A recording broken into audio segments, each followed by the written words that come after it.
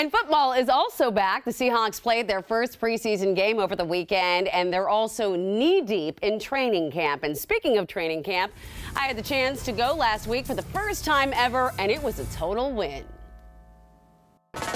Welcome to Seahawks training camp. I am at the VMAC on what they call the berm, and we're about to see the guys take the field and start practice. But first, we wanted to check out what else there is to see. Let's go. And in the midst of record-breaking temperatures, you gotta be sun smart and get some sunscreen on your face. Ooh, free sunglasses, okay. Oh, can't forget my Safeway coupons. Let's see what else we got.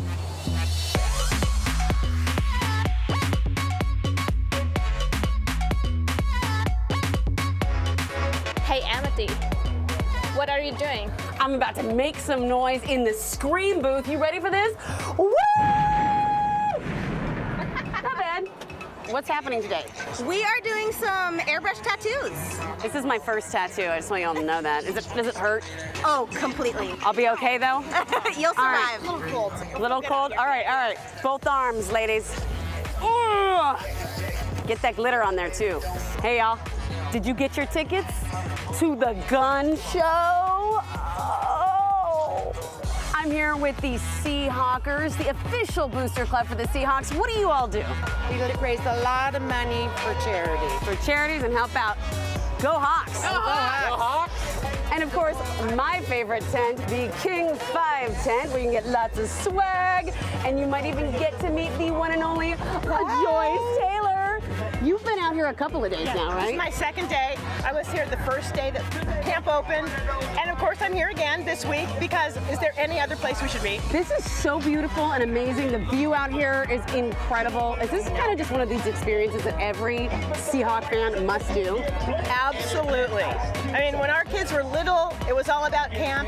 I mean, look at the field. Look at the crowds that are coming in. It's amazing. I mean, it's kind of partly summer in Seattle, the start of training Part camp. of summer. All right, so you now are a fixture here at training camp, have been every year, I'm sure, for how many years? 21 years. 21 years. Yeah. All right. You have seen the fans through the years, through the good times, through the bad times with the Hawks.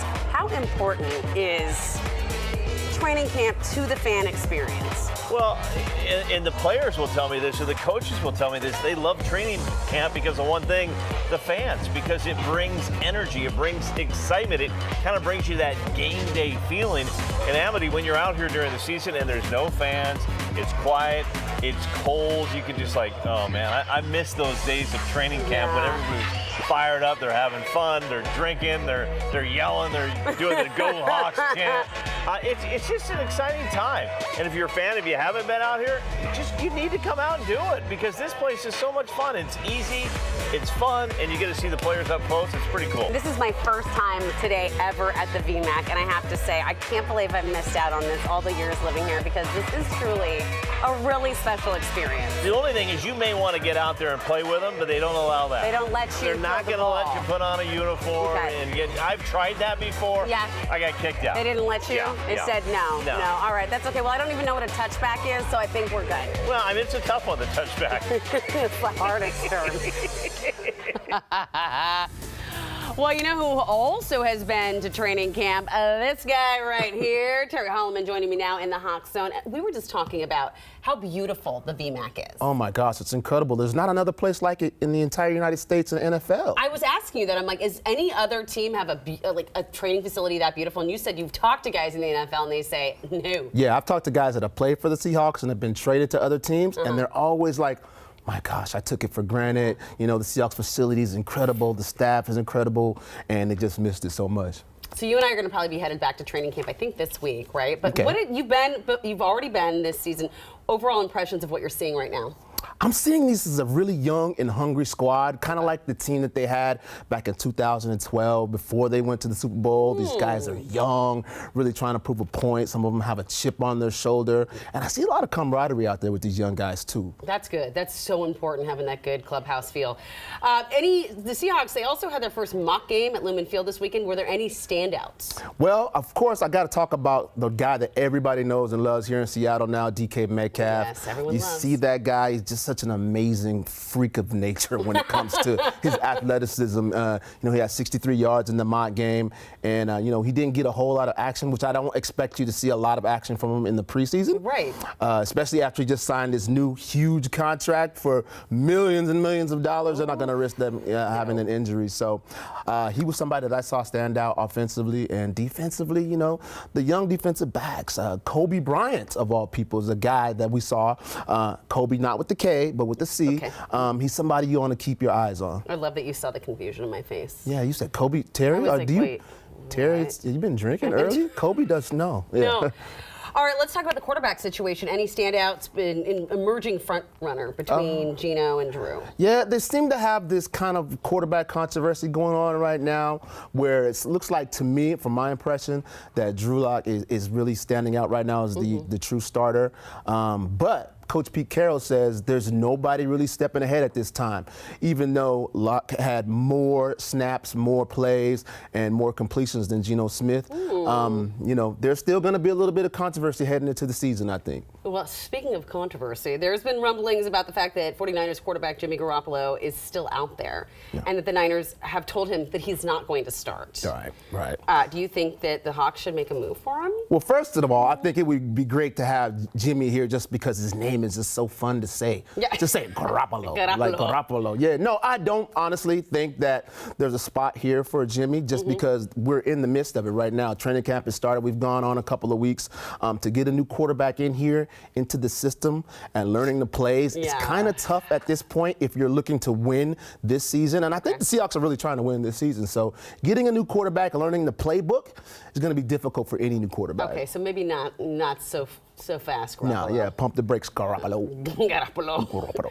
All right, so this first preseason game this Saturday versus the Steelers, what should the fans be kind of looking out for, paying attention to?